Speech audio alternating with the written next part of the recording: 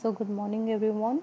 Previously I have taught you about what are the environmental effects of mining. So there are various the environmental effects of mining, which are soil erosion, formation of sinkholes, loss of biodiversity, contamination of soil, underground water by chemicals from the mining process. So these are the various effects of mining.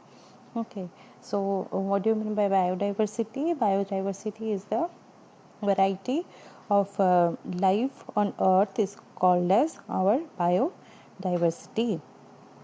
Okay, so what do you mean by sinkhole? The formation of sinkholes, that means it's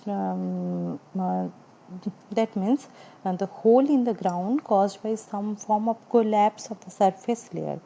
So mostly it has these are caused by karst process, the chemical dissolution of carbonate rocks or suffusion process.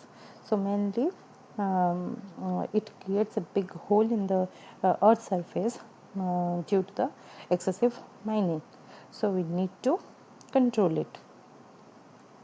Mainly it formed when the land surface above collapse or sinks into the cavities, or when the when the surface material is carried downward into the voids. So drought along with the resulting high groundwater withdrawals can make conditions favorable for sinkholes to form.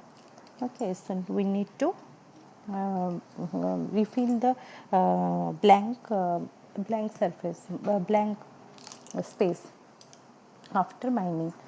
Okay, so this next is our contamination of soil, underground water by chemicals from our mining process. Next is our mitigation process. So the mitigation, what there are various process to control it.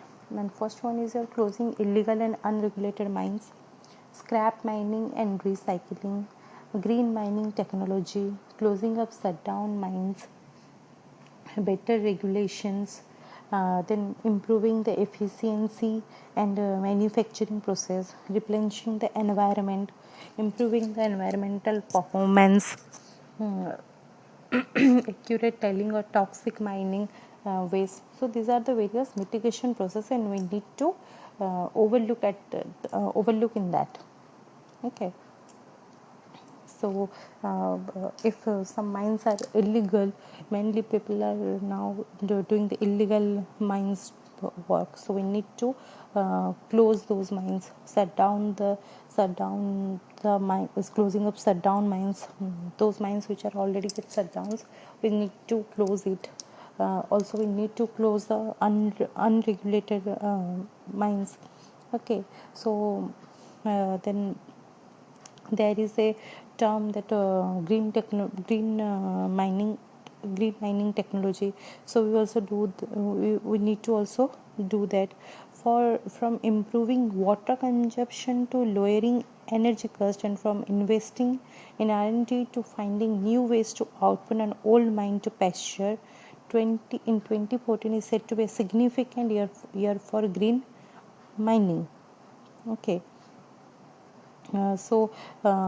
green mining is defined as technologies, practices, and mine process that are implemented as a means to reduce the environmental impacts associated with the extraction and processing of metals and minerals.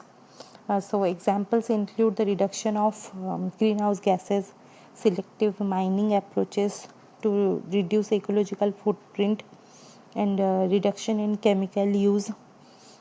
Okay, so mainly the green mining technology and practices offer superior performance with respect to energy efficiency, greenhouse gases emissions, and the use of chemicals. Okay, so we need to do the green mining technology, and also we need to improve the efficiency and the manufacturing process. Also we need to concern about the how to replenish the replenishing the environment. We need to replenishing it, and also the improving, and also we need to improve the environmental performance. Okay, so these are the mitigation process. Next is our water resources. Okay, so water resources, water, these are the sources of water that are uh, potentially very useful. Okay, so water resources are natural resources of water that are potentially useful, and uses of water include agricultural, industrial, household, recreational, then and environmental activities. So water resource is a crucial natural resources, and its availability greatly influence the health of the people and the development potential of the area. Okay, so water as a resource in relation to its needs is becoming increasingly scarce. So, about 70% of the global surface is covered with water in the form of ocean, seas, river, lakes, ponds, etc. So, total quantity of water available on the earth is 1386 million cubic kilometers. So 97.3% of the water available on the earth is saline, and only 2.7 is available as fresh water, and most of which lies frozen in polar regions or in deep aquifers not available for use.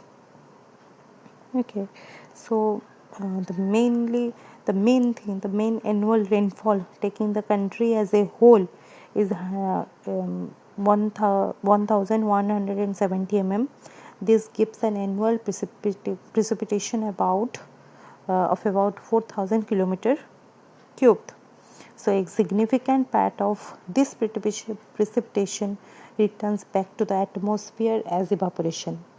A large part of the remaining precipitation seeps into the ground, and the balance flows through streams, rivers, and collects in water bodies, adding to the surface flow. A part of the water which seeps into the ground remains as soil moisture in the upper layers, and the rest adds to the groundwater resources. So, all the living things require water to grow and reproduce. Next is our sources of water. Okay, so mainly it is classified into two types. First one is our uh, surface water, and second one is our groundwater. Okay, so surface water. So surface water is the water on surface of the planet, such as in a river, lake, or ocean. So river water, rainwater, lake water, sea water, these are the surface water because we are directly getting the water from the surface only. So these are called as our surface water. So what do you mean by river water? River receives water from rain, and when this water flows over land, different minerals of get different minerals of soil get dissolved in it. Okay, mainly it receives the water from rain, and when this water flows over land, different minerals of soil get dissolved in it. Next is our rainwater. So it is the most purest form of natural water because it is only received by evaporation of surface water, where no solubles are evaporated with water. So it is the purest form of water. And nowadays, due to the scarcity of water, people are preferring to use the rainwater. They are planning how to use the rainwater. Next is our lake water. A lake doesn't flow through different lengths, so therefore it contains lesser amount of dissolved material in it. Okay. Next is our seawater. It is the most impure form of water available on the surface of the earth, as all the impurities are flown into the sea. And yes, um, we people are only destroy the sea water because we directly allow the wastewater to flow into the sea from the industry or from the various types of households and companies and all. So this is the most purest form of water and we cannot use it. Next is groundwater. So it is the water which we are found underground in the cracks and spaces in soil, sand and rock underneath the surface of the earth. And also the groundwater stores due to also it also stores in ground, due to the rain also.